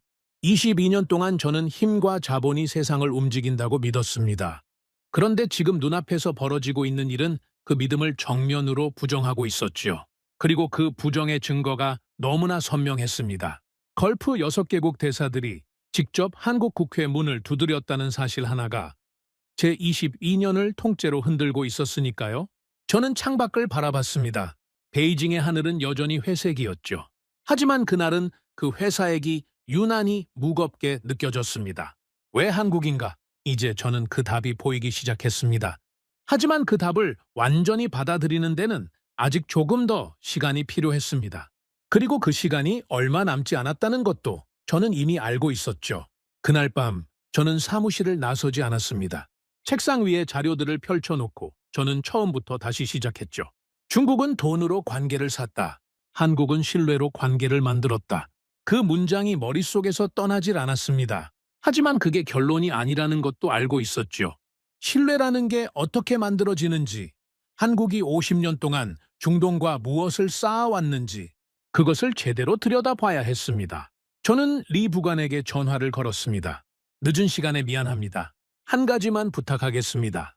한국과 중동의 관계 처음부터 전부 정리해 오십시오. 1970년대부터요. 내일 아침까지입니다. 리 부관이 잠깐 침묵했습니다. 1970년대부터 전부 말씀이십니까? 전부입니다. 전화를 끊고 저는 다시 자료를 들여다봤습니다. 그날 밤은 길었죠. 다음 날 아침 일찍 리 부관이 두툼한 파일을 들고 들어왔습니다. 얼굴에 밤샘의 흔적이 역력했죠. 저는 파일을 받아들며 짧게 말했습니다. 수고했습니다. 그리고 바로 펼쳤습니다. 첫 장부터 저는 천천히 읽어 내려갔죠. 1973년 오일 쇼크. 그해 한국은 처음으로 에너지 위기의 공포를 뼈저리게 느꼈습니다. 석유 한 방울 나지 않는 나라가 에너지를 얼마나 외부에 의존하고 있는지를 그때 처음으로 직면했죠. 그 충격이 한국을 움직였습니다. 중동으로 눈을 돌렸습니다. 돈이 없었습니다. 자원도 없었죠. 하지만 사람이 있었습니다. 그리고 기술이 있었습니다. 저는 다음 페이지를 넘겼습니다. 1970년대 중반부터 1980년대까지 한국 건설 근로자들의 중동 진출 현황. 저는 그 숫자를 보는 순간 잠시 멈췄습니다. 누적 인원 100만 명이 넘었습니다. 사우디아라비아, 아랍에미리트, 쿠웨이트, 카타르, 바레인, 오만. 지금의 GCC 국가들 전부였죠. 한국 근로자들은 그 뜨거운 사막에서 도로를 깔고 항만을 짓고 발전소를 세웠습니다. 섭씨 50도가 넘는 그 열기 속에서요. 저는 그 자료를 한동안 바라봤습니다. 100만 명. 그 숫자가 가진 무게를 저는 분석관으로서 처음으로 느꼈습니다. 이건 단순한 노동 수출이 아니었습니다. 사람이 직접 건너가서 함께 땀을 흘렸다는 거죠. 중국이 중동에 돈을 보냈다면 한국은 사람을 보냈습니다. 그 차이가 50년이 지난 지금 이렇게 다른 결과로 나타나고 있었습니다. 저는 다음 장을 넘겼습니다. 1980년대 이후 한국과 중동의 협력 흐름. 건설에서 시작된 관계가 에너지로 이어졌습니다. 사우디 아람코가 한국 정유사에 지분을 투자한 것, 아랍에미리트 국영 석유사가 한국과 장기 공급 계약을 맺은 것, 단순히 원유를 사고 파는 관계가 아니었죠. 중동이 한국 산업 안으로 직접 들어온 구조였습니다. 서로의 이익이 하나로 묶이는 방식이었죠. 어느 한쪽이 흔들리면 다른 쪽도 흔들리는 구조. 저는 그 구조를 보면서 속으로 중얼거렸습니다. 이건 계약이 아니다. 운명 공동체다. 그때 천이 문을 두드리고 들어왔습니다. 장 분석관님, 추가로 정리된 자료가 있습니다. 방산 협력 부분인데요. 직접 보시는 게 나을 것 같습니다. 저는 고개를 들었죠. 가져오십시오. 천이 내민 자료를 펼쳤습니다. 한국의 중동 방산 수출 현황. 저는 첫 항목부터 천천히 읽어 내려갔습니다. 아랍에미리트에 납품된 천공 방공 시스템, 사우디아라비아와 진행 중인 협력 논의, 이집트, 이라크와의 추가 협의 동향, 숫자들이 눈앞에 펼쳐졌죠. 이 방산 협력, 단순 무기 거래입니까? 천이 고개를 저었습니다. 아닙니다. 한국은 무기를 팔고 끝내지 않습니다. 현지 운용 인력을 교육하고 유지 보수 인력을 파견하고 부품 공급 계약을 장기로 묶었습니다. 한번 맺으면 쉽게 끊기 어려운 구조죠. 그리고 이게 에너지 협력과 맞물리면서 전체적인 상호 의존 구조가 만들어진 겁니다. 저는 그 말을 들으며 잠시 눈을 감았습니다. 상호 의존 구조, 에너지, 건설, 방산, 이 세 가지가 하나의 고리로 엮여 있었습니다. 중동은 한국이 필요하고 한국은 중동이 필요하죠. 그 고리가 50년에 걸쳐 조용히 단단해져 왔습니다. 위기가 터지면 그 고리가 얼마나 단단한지가 드러나는 거였습니다. 그리고 지금 그 고리의 단단함이 전 세계 앞에 공개적으로 드러나고 있었죠. 이상입니까? 한 가지가 더 있습니다. 천이 조심스럽게 파일 하나를 더 내밀었습니다. 이건 좀 다른 내용입니다. 이번 전쟁 발발 직후 GCC 국가들에 체류하던 한국 국민 이송 관련 내용입니다. 저는 파일을 받아들었습니다. 전쟁이 터진 직후 GCC 지역에 체류하던 한국 국민이 1만 명이 넘었습니다. 한국 정부는 즉각 움직였죠. 외교 채널을 총동원해서 현지 체류 국민들의 안전을 확보했습니다. 그런데 그 과정에서 GCC 각국 정부가 적극적으로 협조했다는 내용이 있었습니다. 전쟁 중이었습니다. 자기 나라도 이란의 공격으로 공항과 항만이 피해를 입고 있는 상황이었죠. 그런데도 한국 국민들의 안전한 이동을 도왔다는 겁니다. 저는 그 부분을 2번 읽었습니다. 전쟁 중에도, 자기 나라가 공격받는 상황에서도 저는 파일을 천천히 내려놓았습니다. 그리고 한동안 말이 없었죠. 천이 조심스럽게 말했습니다. 장 분석관님, 이게 단순한 외교 협력이 아닌 것 같습니다. 이건 관계입니다. 위기 상황에서 서로를 먼저 챙기는 관계요. 그 관계가 지금 이 최우선 공급 약속으로 이어진 거라고 봐야 하지 않겠습니까? 저는 고개를 끄덕였습니다. 맞습니다. 그 2글자가 제 입에서 나오는데 22년이 걸렸습니다. 저는 자리에서 일어나 창가로 걸어갔습니다. 베이징의 하늘이 내려다 보였죠. 저는 그 하늘을 바라보면서 지금까지 제가 놓쳐온 것들을 하나씩 정리했습니다. 중국은 중동에 막대한 자본을 투자했습니다. 인프라를 깔았고 자원을 샀고 외교적 지원을 아끼지 않았죠. 그 힘으로 중동을 우리 편으로 묶어두고 있다고 생각했습니다. 하지만 그건 착각이었습니다. 중동은 묶여 있지 않았죠. 중동은 우리를 선택하고 있었을 뿐이었습니다.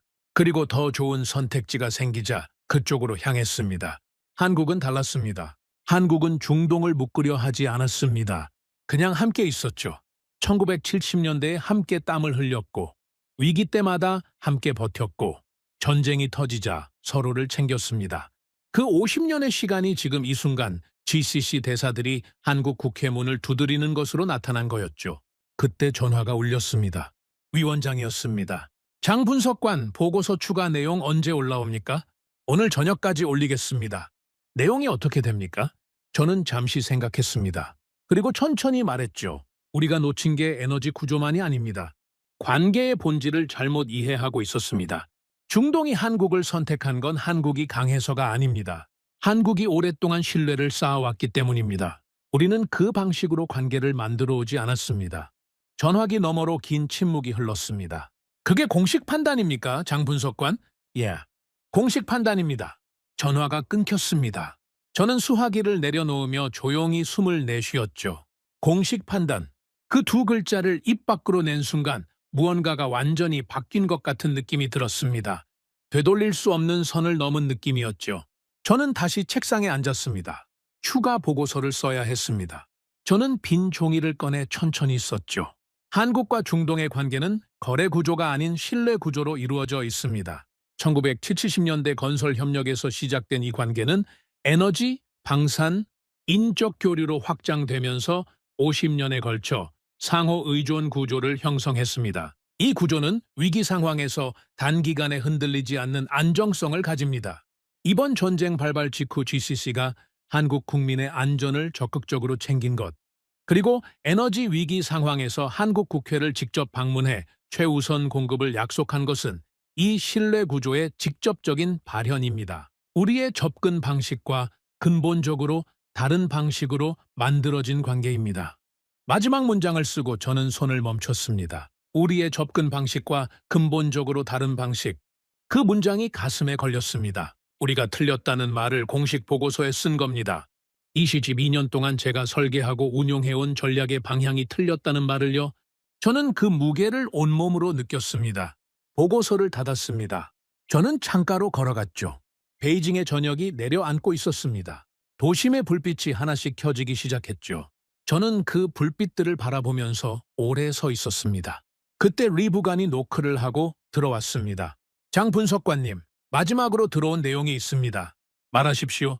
GCC 대사들이 한국 국회를 방문한 자리에서 한 가지를 더 언급했습니다. 전쟁이 끝난 뒤에도 한국과의 의회 교류를 더욱 활성화하겠다는 뜻을 밝혔습니다. 지금 이 위기가 끝나도 관계를 더 깊게 가져가겠다는 거죠. 저는 그 말을 듣고 아무 말도 하지 않았습니다. 전쟁이 끝난 뒤에도 그건 단순한 위기 대응이 아니라는 뜻이었습니다. 이번 사태를 계기로 한국과의 관계를 한 단계 더 끌어올리겠다는 거였죠. 위기가 오히려 관계를 더 단단하게 만들고 있었습니다.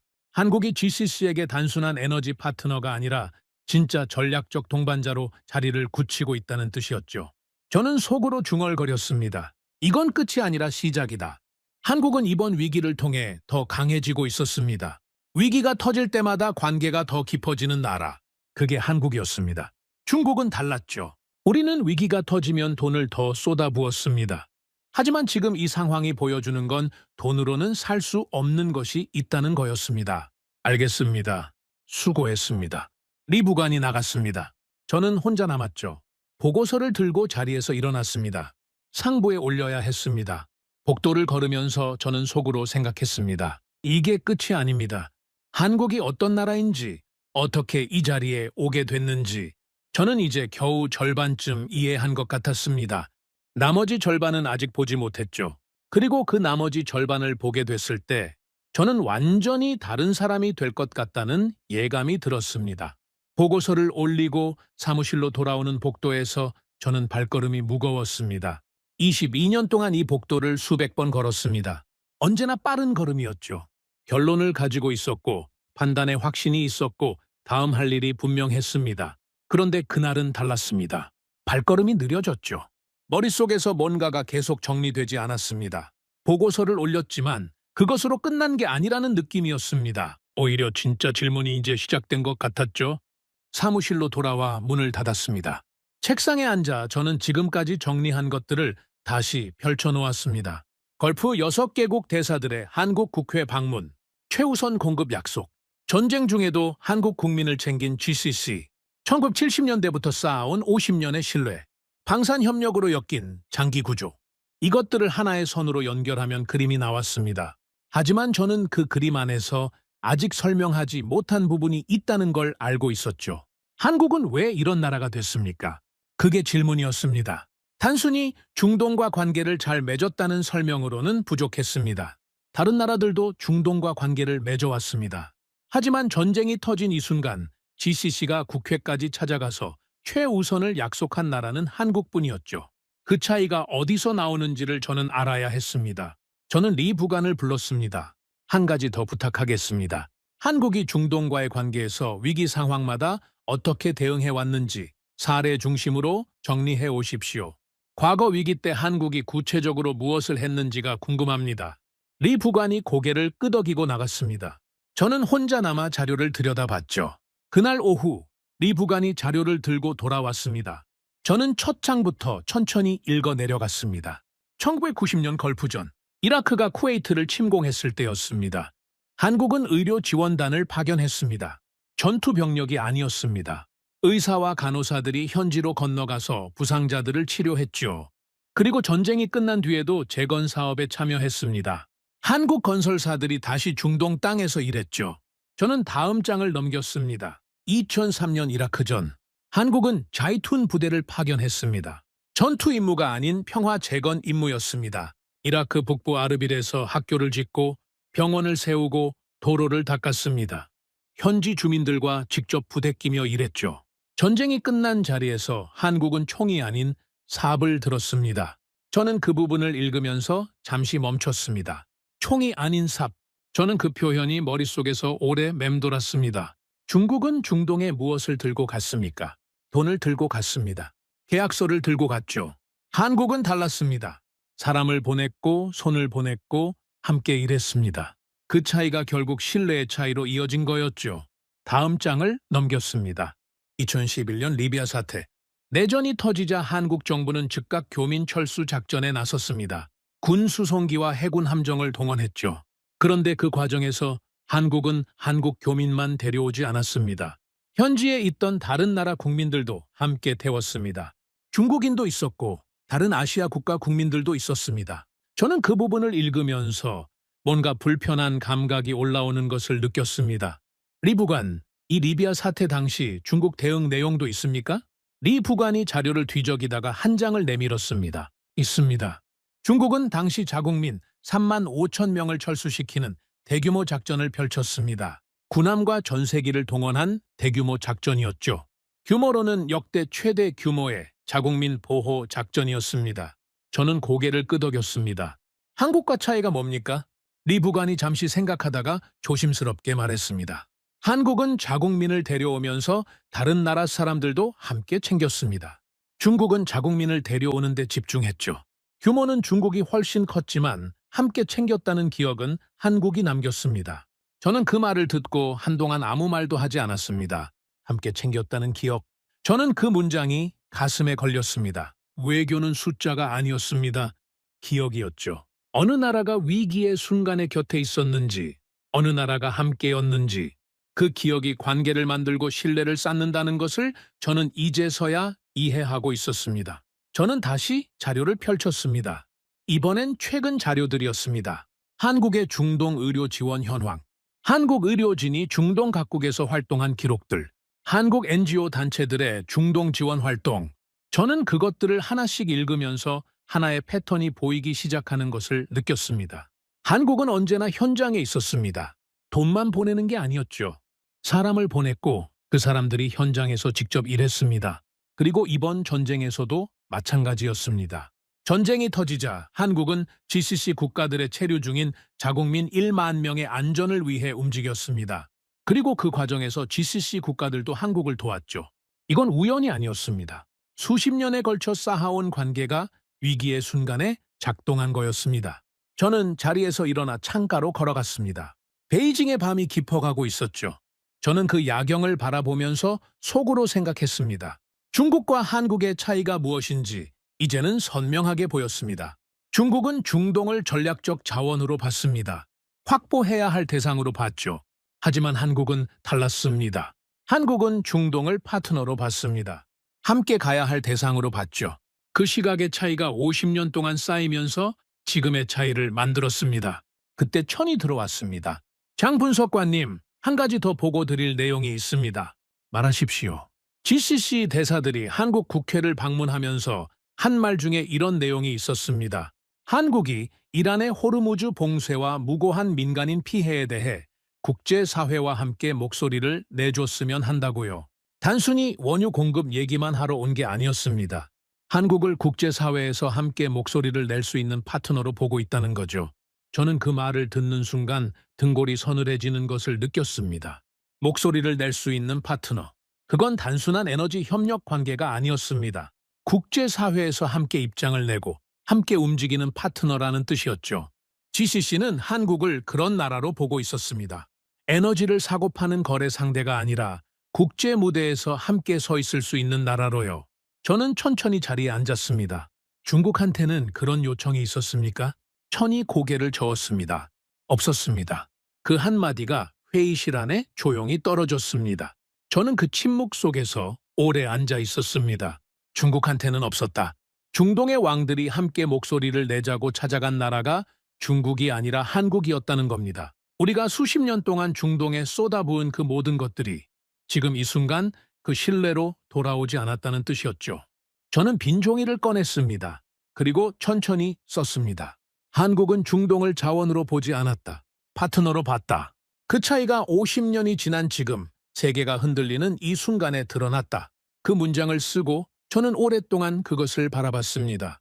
22년 동안 저는 힘과 자본이 세상의 질서를 만든다고 믿었습니다. 강한 나라가 약한 나라를 이끌고 돈이 많은 나라가 관계를 주도한다고 믿었죠. 그 믿음 위에서 저는 중국의 전략을 설계했습니다. 중동에 더 많이 투자하고 더 많이 사들이고 더 많은 영향력을 행사하는 방향으로요. 그런데 지금 눈앞에서 벌어지고 있는 일은 그 믿음이 절반만 맞다는 것을 보여주고 있었습니다. 힘과 자본은 관계를 시작하게 할 수 있습니다. 하지만 관계를 유지하게 하는 건 다른 것이었죠. 위기의 순간에 곁에 있었는지, 함께 땀을 흘렸는지, 상대방을 자원이 아닌 사람으로 봤는지, 그것이 진짜 신뢰를 만들고 그 신뢰가 지금 이 순간 작동하고 있었습니다. 저는 자리에서 일어났습니다. 창가로 걸어가 베이징의 야경을 다시 바라봤습니다. 수천만 개의 불빛이 켜져 있었죠. 저는 그 불빛들을 바라보면서 처음으로 이런 생각을 했습니다. 저 불빛들을 지키기 위해 우리가 해온 방식이 맞는 방식이었는가? 더 많은 돈을 쏟아붓고, 더 많은 영향력을 행사하고, 더 많은 것을 확보하는 것. 그게 정답이라고 믿었습니다. 하지만 지금 한국이 보여주는 것은 다른 방식이 있다는 거였죠. 저는 그 생각을 오래 붙들고 있었습니다. 그리고 아주 조용히 스스로에게 인정했습니다. 우리는 세상을 움직이는 방식을 잘못 이해하고 있었을지도 모른다. 그 인정이 22년의 경력을 가진 저에게서 나오는 데는 정말 많은 시간이 걸렸습니다. 하지만 일단 그 생각이 자리를 잡자 이상하게도 뭔가 가벼워지는 느낌이 들었습니다. 틀렸다는 것을 인정하는 게 이렇게 무거운 일인 줄 알았는데 막상 인정하고 나니 오히려 명확해지는 것들이 있었죠. 저는 다시 책상으로 돌아왔습니다. 마지막 보고서를 완성해야 했습니다. 이번엔 단순한 분석 보고서가 아니었습니다. 우리가 앞으로 어떻게 해야 하는지에 대한 제안이 담겨야 했죠. 저는 천천히 쓰기 시작했습니다. 한국의 사례는 에너지 외교의 새로운 모델을 보여줍니다. 자본과 인프라 중심의 접근이 아닌 인적 교류와 상호 의존 구조를 기반으로 한 신뢰 외교입니다. 이 모델은 단기간에 만들 수 없습니다. 수십 년에 걸쳐 일관되게 쌓아온 관계만이 위기 상황에서 작동합니다. 우리가 중동과의 관계를 재설계한다면 지금까지의 방식과 근본적으로 다른 접근이 필요합니다. 저는 그 마지막 문장을 쓰고 잠시 멈췄습니다. 근본적으로 다른 접근. 그건 우리가 지금까지 해온 모든 것을 다시 보겠다는 선언이었습니다. 쉬운 말이 아니었죠. 하지만 사실이었습니다. 그리고 사실을 직면하는 것. 그게 분석관이 해야 할 일이었습니다. 저는 보고서를 닫았습니다. 창밖의 베이징은 여전히 빛나고 있었습니다. 하지만 그 빛이 이전과는 다르게 보였죠. 저 빛들을 지키는 방법이 하나가 아닐 수도 있다는 것을 저는 그날 밤 처음으로 진지하게 생각했습니다. 그리고 그 생각의 끝에는 언제나 한국이 있었습니다. 보고서를 완성하고 저는 한동안 자리를 떠나지 못했습니다. 근본적으로 다른 접근이 필요합니다. 그 문장이 머릿속에서 떠나질 않았죠. 이건 단순한 전략 수정 제안이 아니었습니다. 우리가 세상을 읽어온 방식 자체에 대한 질문이었죠. 그리고 그 질문의 답을 찾으려면 한 가지를 더 봐야 했습니다. 한국이라는 나라가 대체 어떤 나라인지를요. 저는 리 부관을 다시 불렀습니다. 마지막으로 한 가지만 더 부탁하겠습니다. 한국이라는 나라의 역사를 정리해 오십시오. 에너지나 외교가 아닙니다. 이 나라가 어떻게 지금의 자리에 오게 됐는지 그 과정을요. 리 부관이 잠깐 멈칫했습니다.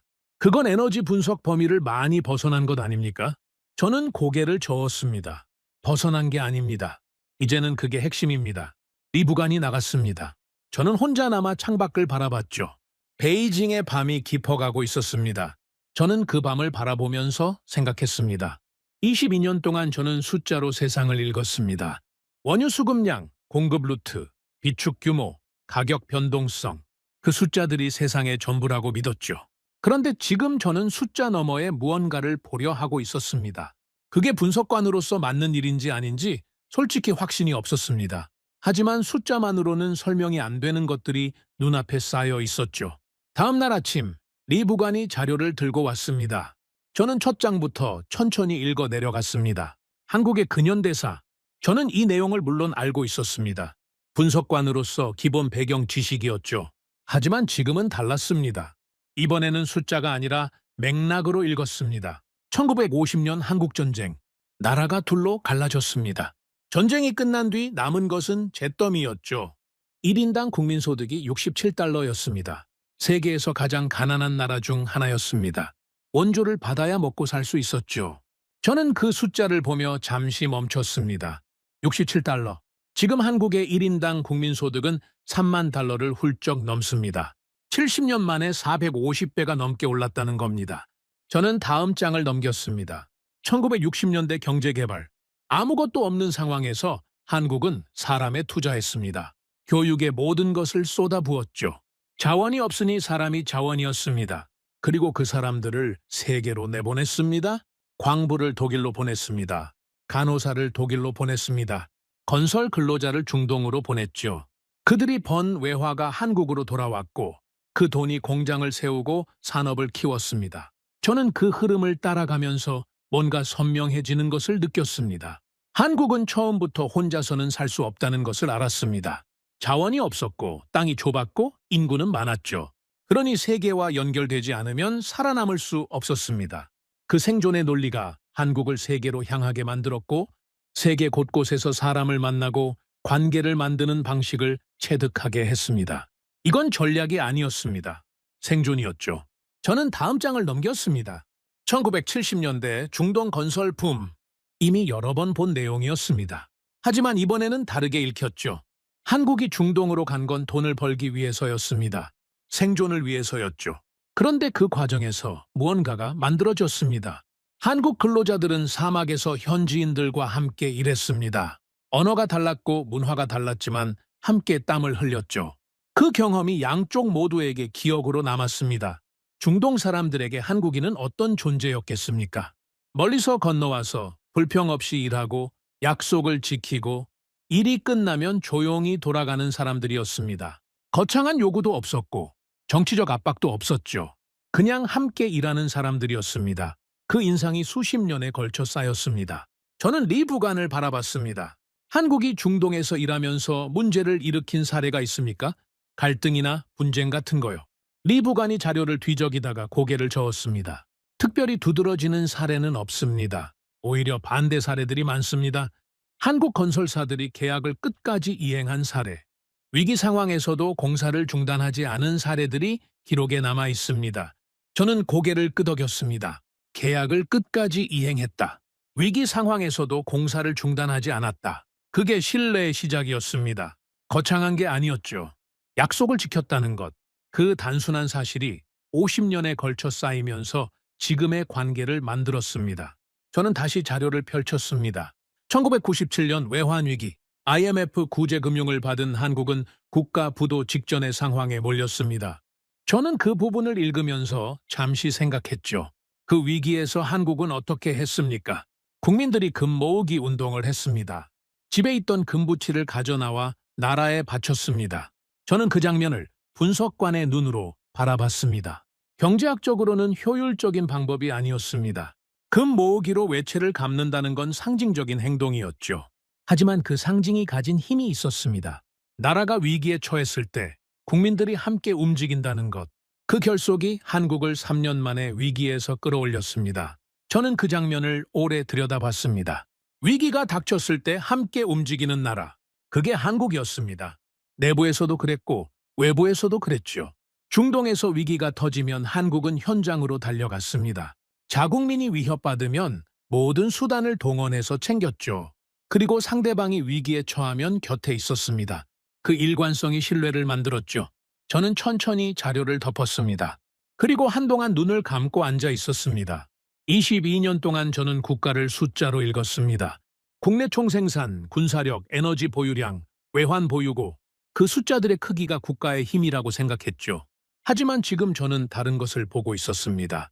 숫자로 잡히지 않는 것, 위기의 순간에 어떤 나라인지가 드러나는 것, 그게 진짜 국가의 힘이었습니다. 한국은 크지 않습니다. 강하지도 않습니다. 자원도 없죠. 하지만 한국에는 다른 것이 있었습니다. 위기에 무너지지 않는 힘, 함께 버티는 힘, 그리고 상대방을 자원이 아닌 사람으로 보는 시각이었습니다. 그때 천이 들어왔습니다.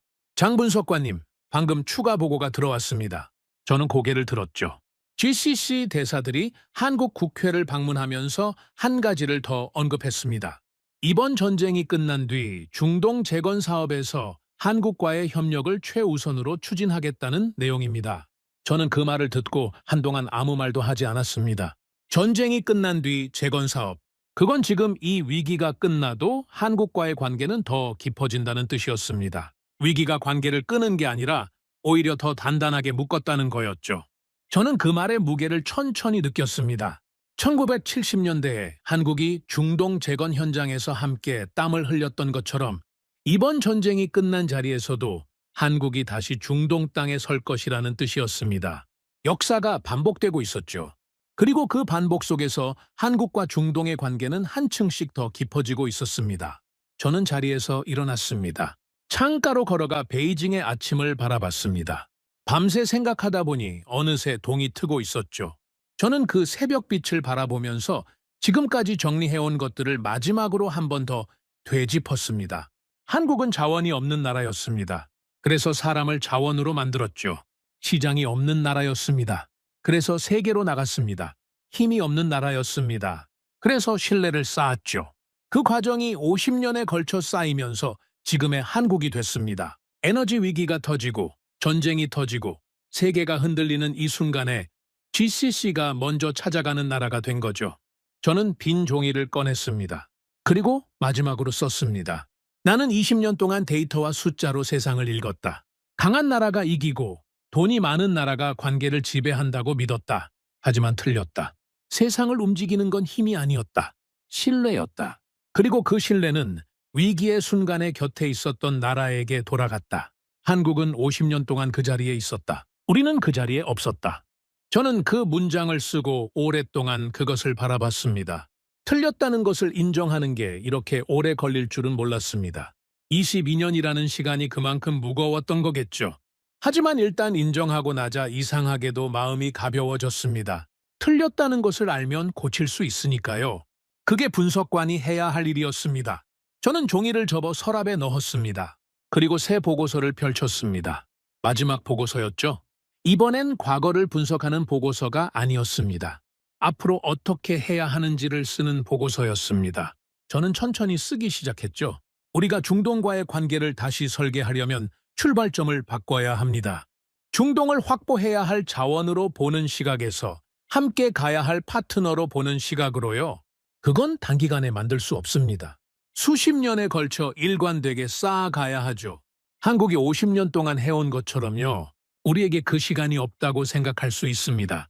하지만 지금 시작하지 않으면 50년 뒤에도 같은 자리에 있을 겁니다. 저는 마지막 문장을 쓰고 손을 멈췄습니다. 지금 시작하지 않으면 50년 뒤에도 같은 자리에 있을 겁니다. 그 문장이 스스로에게도 하는 말 같았습니다. 22년 동안 같은 방식으로 세상을 읽어온 저 자신에게 하는 말이었죠. 지금 바꾸지 않으면 22년 뒤에도 같은 실수를 반복할 거라는 뜻이었습니다. 저는 보고서를 닫았습니다. 창밖으로 베이징의 아침이 완전히 밝아오고 있었습니다. 새벽빛이 도심을 가득 채우고 있었죠. 저는 그 빛을 바라보면서 생각했습니다. 저 빛 속에서 오늘도 수천만 명이 살아가고 있습니다. 그 사람들의 삶을 지탱하는 에너지가 어디서 오는지, 그 흐름이 어떻게 유지되는지, 그것을 지키는 게 제 일이었습니다. 그리고 그 일을 제대로 하려면 세상을 더 넓게 봐야 한다는 것을 저는 이제 알았습니다. 숫자 너머를 봐야 했죠. 관계를 봐야 했습니다. 신뢰를 봐야 했습니다. 저는 자리에서 일어났습니다. 보고서를 들고 복도로 나섰죠. 상부에 올려야 했습니다. 복도를 걸으면서 저는 속으로 생각했습니다. 이 보고서가 받아들여질지 모릅니다. 22년 동안 쌓아온 시스템을 바꾸자는 제안이 쉽게 받아들여지지 않을 수도 있죠. 하지만 그게 맞는 방향이라는 것을 저는 알고 있었습니다. 그리고 그 맞는 방향을 처음으로 보여준 나라가 한국이었습니다. 힘으로 세상을 읽어온 남자가 처음으로 무릎을 꿇었습니다. 상대는 군사 강국도 아니었고 산유국도 아니었죠. 자원 하나 없는 작은 나라였습니다. 하지만 그 나라는 50년 동안 세상이 흔들리는 순간마다 곁에 있었습니다. 그리고 세상이 가장 크게 흔들리는 이 순간, 중동의 왕들이 그 나라 국회문을 두드렸습니다. 한국은 더 이상 선택받는 나라가 아니었습니다. 한국은 선택하는 나라였습니다. 저는 그것을 인정하는데 22년이 걸렸습니다. 오늘의 사연은 여기까지입니다. 구독과 좋아요는 영상 제작에 아주 큰 힘이 됩니다. 지금까지 감동테라스 저는 소희였습니다. 오늘도 우리 구독자님들의 가정에 따뜻한 행복이 가득하시길 진심으로 바라겠습니다. 긴 영상 끝까지 시청해주셔서 정말 감사합니다. 내일 더 좋은 이야기로 찾아뵙겠습니다. 감사합니다.